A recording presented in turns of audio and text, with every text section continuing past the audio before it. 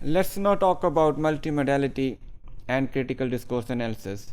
This is one of the recent uh, inclusions in a critical discourse analysis, because multimodality has now become an essential part of various kinds of text, especially after the inclusion of social and electronic media and its popularity in all ranks of a society. This seems very important to look at a discourse from more than one perspective, or we can say beyond text perspective. In order to understand this in detail, we need to know what is multimodality. As I said earlier, that multimodality has become an important component of critical discourse analysis recently, because people have now started investigating various visual, sonic, or material designs, arts, colors associated with a text in their analysis. So therefore this becomes very important as social and cultural media is expanding. So we need to see what kind of effects these various modes can have on the interpretation or possible analysis of a text. In order to see what multimodality is, we need to have some kind of introduction first. Multimodality actually involves the use of more than one models or modes in order to produce a certain text, discourse, or in order to convey certain kinds of meaning. For example, if a newspaper wants to show a particular point of view about a certain political or social event, they might display some kind of image and can add some description in the text as well. So in this situation, the text included may be important, but the image which is being displayed is equally important. What kind of color is given to fill in a certain position in the figure or the image, which image is greater, which is smaller, all these details of the image, especially where it is placed in a newspaper or in some kind of media, all these details become very important, that from which perspective the particular newspaper or media looks at that particular news event, and also what kind of perspective they want to pose on it.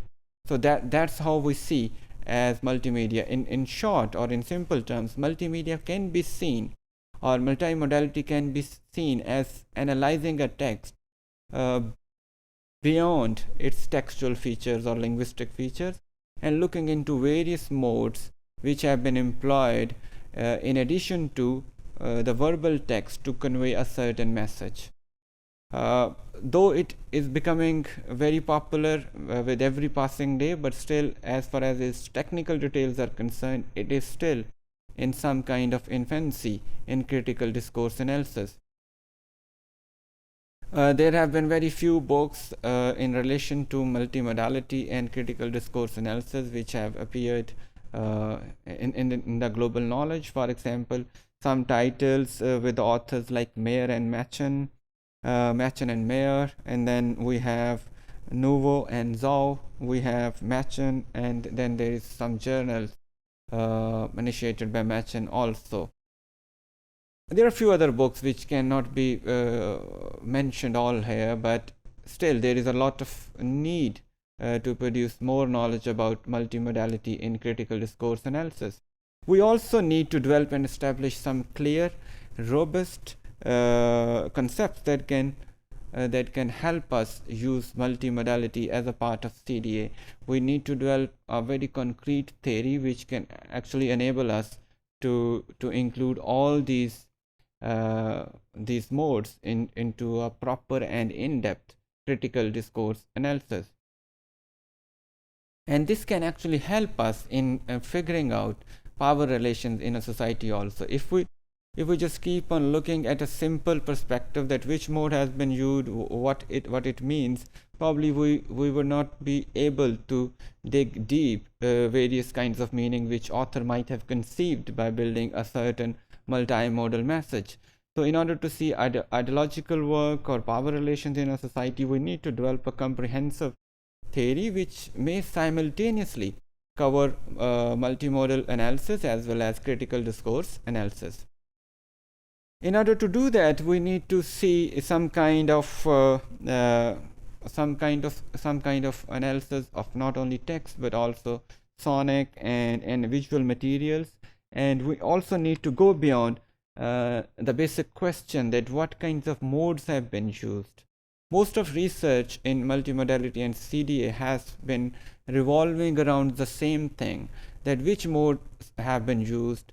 We need to move forward and pose certain critical questions here, and we also need to look forward to why question, why those modes have been employed, what details and what theories or history those modes have in a particular context or in a global perspective, so that we probably would be able to see meanings properly.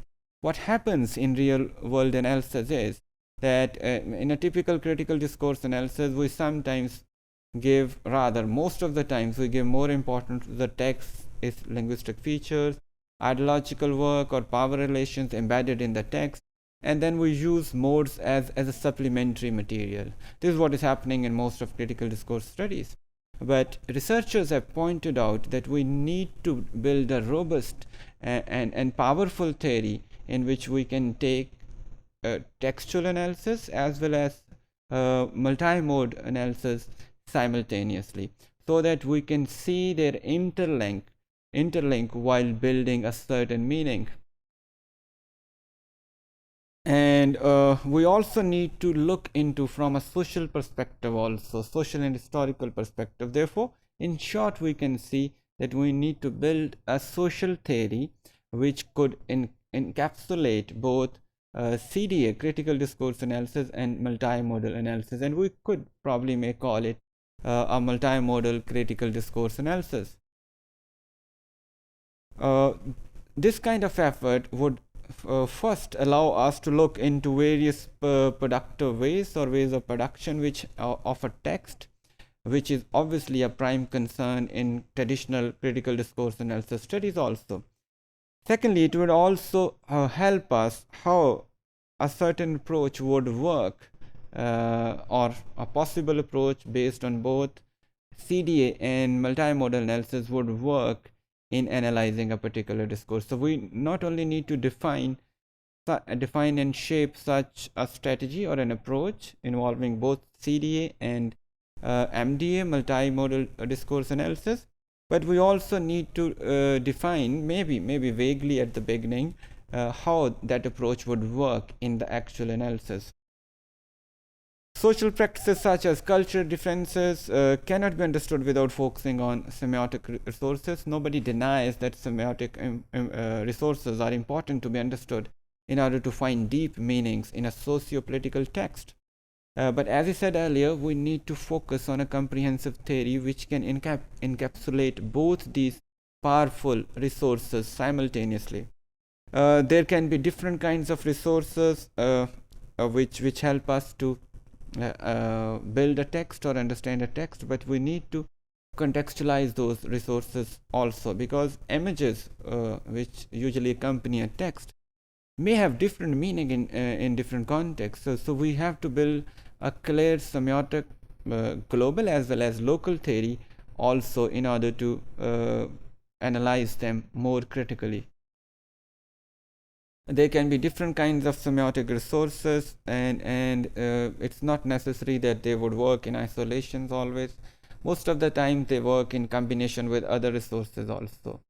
To sum up this, I would reiterate the same point that though multimodal discourse analysis can be a powerful tool in combination with critical discourse analysis, but still we need to develop a comprehensive theory which could help us include both of these major and powerful forms of analysis, and would help us to benefit our readers by developing a more in-depth analysis of a particular text.